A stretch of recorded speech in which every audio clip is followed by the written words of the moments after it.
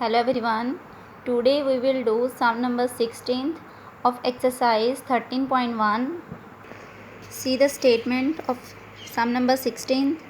A man sells an article at the profit of 25%. कहते एक man ने जो आर्टिकल बेचा है तो उसे 25% प्रॉफिट हुआ. And if he had bought it 20% less and sold it for rupees this less, he would have gained 30% and find the cost price of the article. इसमें इस समय हमारे पास CP नहीं है. पहले बोला है कि जब उसने आर्टिकल मैन ने बेचा तो उसे 25% प्रॉफिट हुआ. सेकेंड टाइम जब उसने बेचा तो उसे 30% प्रॉफिट हुआ. और कॉस्ट प्राइस तो हमें गिवन नहीं है. और यहाँ पे ये लिखा है कि जैसे पहले फर्स्ट टाइम जब उसे प्रॉफिट हुआ 25%, तो कहते हैं अगर उसने मान लो कि 20% लेस का ख़रीदा हो, ठीक है, 20% लेस का ख़रीदा हो और उसको 36.75 लेस का बेचा हो. 36.75 क्या कंपैरिजन किया पहले वाले से, कि पहले वाले जितने का मान लो 100 का बेचा है तो 100 में से 36.75 माइनस कर दो तो उतने कम रुपीज़ का वो बेचा गया है जो भी आर्टिकल है. तो फिर भी उससे कितना प्रॉफिट हुआ है, फिर उसे कितना प्रॉफिट हुआ 30%. और कॉस्ट प्राइस नहीं दी हुई, तो जब कॉस्ट प्राइस ना दी हो तो हमने इसको कंसिडर करना है. Let's see. Let the CP of the article is ₹X. मैंने यहाँ पे आर्टिकल की जो CP है, कॉस्ट प्राइस है, उसको कंसिडर कर लिया X रुपीज़ है. और फर्स्ट टाइम उसे जो मैन है जब उसने आर्टिकल बेचा तो उसे 25% प्रॉफिट हुआ, तो 25% प्रॉफिट लिखा है. अब CP भी है, प्रॉफिट भी है. और SP, इस सम में ना तो हमारे पास प्रॉपर SP है ना हमारे पास प्रॉपर CP है. तो अगर इस तरह की कंडीशन आएगी तो सबसे पहले हमेशा हमने CP कंसिडर करनी, SP नहीं करनी. क्योंकि अगर आपने CP कंसिडर की होगी तो उसी के अकॉर्डिंगली आपके पास SP आएगी कि कितने % प्रॉफिट हुआ, कितने % लॉस हुआ. ठीक है. CP जो है हमने X मानी है, प्रॉफिट % हमें फर्स्ट टाइम जो फर्स्ट पार्ट है उसमें 25% दिया है. SP हमने फाइंड करनी है. SP का formula CP multiply 100 plus profit % upon 100. यहाँ पे प्रॉफिट % की वैल्यू रिप्लेस कर दी 25, CP की वैल्यू हमने X कंसिडर की है. इन दोनों को ऐड करके आया 125 अपॉन 100. 25 के टेबल पे कट हो जाएगा तो कितना आ जाएगा 5/4X. अब जो सेकेंड टाइम है वहाँ पे क्या लिखा है कि अगर वो आर्टिकल जो है, अगर मान लो कि वो आर्टिकल जो है वो मैंने 36.75 कितने रुपीज़ 20% जो लेस का ख़रीदा हो, तो 20% लेस किसके साथ कंपैरिजन किया, फर्स्ट के साथ. कि अगर मान लो उसने पहले जितने का भी ख़रीदा है तो उससे 20% कम का ख़रीदा हो अगर बाद में, तो न्यू CP जो है वो कितनी आ जाएगी. पहले जो उसकी CP थी आर्टिकल की X थी. अब X में से हमने 20% उसका करके माइनस कर देना है. X में से माइनस करना है. X minus 20% of X. CP का ही हम 20% करके CP में से माइनस करेंगे जो पहले वाली है. ठीक है. तो जब हम उसमें से माइनस करेंगे तो यहाँ पे आ गया 20/100 1/5X कटिंग करके.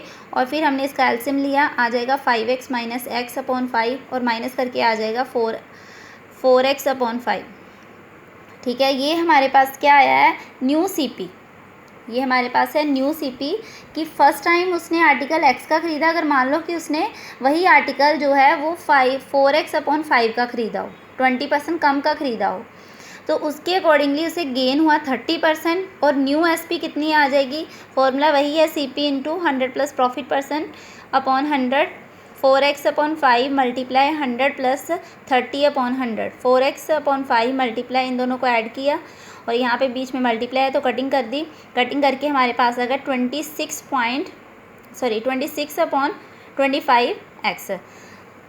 यहाँ पे अब इसके बाद कंडीशन क्या है कि यहाँ पे ये लिखा था कि अगर वो 20% कम का ख़रीदा हो, अगर उसने मान लो कि वही आर्टिकल उसने 20% कम का ख़रीदा हो और उसी आर्टिकल को वो पहले वाले के कंपैरिजन 36.75 कम रुपीज़ का बेच रहा है. 36.75 कम रुपीज़ का. तो पहले उसने कितने का बेचा, पहले वाले के अकॉर्डिंगली उसकी SP कितनी है 5/4, 5X अपॉन 4. तो इतने रुपीज़ का उसने पहले बेचा. ठीक है. अब क्या लिखा है सेंटेंस के अकॉर्डिंगली, क्या बना मीनिंग इसका कि 36.75 लेस का बेचा है दूसरी बार. तो इसका मीनिंग पहले वाले से 36.75 कम का बेचा है, इसलिए हमने 5X अपॉन 4 में से हमने 36.75 माइनस करना है. एंड इज़ इक्वल टू क्या बन जाएगा, न्यू. ये मान लो कि ये हमारे पास क्या आ गया है, ये हमारे पास होगी, ये हमारे पास आ गई ओल्ड एसपी। तो ओल्ड एसपी में से हमने क्या माइनस कर दिया 36.75 और वो किसके इक्वल बन गई, न्यू एसपी के। तो न्यू एसपी जो है वो हमारे पास कितनी है, न्यू एसपी ये है 26/25, तो वो इसके इक्वल लिख देंगे। अब एक्स वाली टर्म एक साइड पे, ये कांस्टेंट उधर लेके, अब ये दोनों लाइक टर्म है, इन दोनों का मैंने एलसीएम लिया है। एलसीएम लेके हमारे पास आ गया 125x माइनस 104। वो आपको पता है कि पहले जो भी एलसीएम आता है उसको पहले फर्स्ट के डिनोमिनेटर से डिवाइड करेंगे, डिवाइड करके जो आएगा ऊपर वाले टर्म से मल्टीप्लाई करेंगे। सिमिलर यही प्रोसीजर इधर भी, और माइनस करके आएगा 21/100x, एंड इधर मैंने इसका डेसिमल ब्रेक कर दिया। अब x की वैल्यू फाइंड करनी है, ये इसका मल्टीपल है, इधर आके इसका रेसिप्रोकल हो जाएगा, और फिर हमने कटिंग कर दी तो हमारे पास x की वैल्यू आ गई 175, और x हमने क्या कंसिडर किया था, CP, इसीलिए हमारे पास CP ऑफ आर्टिकल कितना आ गया, ₹175। इसका मीनिंग कि जो आर्टिकल है उसकी CP कितनी है, 175। नेक्स्ट है sum number 17। See the statement, a dishonest shopkeeper professes to sell pulses at his cost price but uses a false weight of 950 gram for each kilogram, find his gain percent. क्या दिया इसमें कि एक जो dishonest जो shopkeeper है वो क्या करता है, वो जो भी पल्सेस जो है वो बेचता है एट हिज कॉस्ट प्राइस, जितने की चीज़ आई उतने की वो बेच रहा है, but uses a false weight of 950 gram for each kilogram. लेकिन वो क्या कर रहा है, उसका जो वेट है उसमें जब उसको मेजर करता है पल्सेस को, तो उसका वेट होता है 950, लेकिन वो कस्टमर को बोलता है ये 1 kg है, तो फिर वो 1 kg अगर बोलता है तो 1 kg के अकॉर्डिंगली वो पैसे लेता है। ठीक है, तो 950 ग्राम जो है वो उसका वेट होता है, एक्चुअल में 950 ग्राम होता है, लेकिन कस्टमर को बोलता है 1000 kg, 1 kg मीन्स 1000 ग्राम। तो इसका मीनिंग कि वो जो 50 ग्राम है, अगर वो 50 ग्राम ज़्यादा बेच रहा है, ठीक है, तो उसी के अकॉर्डिंगली वो ज़्यादा पैसे अर्न कर रहा है। फाइंड हिज गेन परसेंट, तो उससे गेन हो रहा है तो वो हमने फाइंड करना है।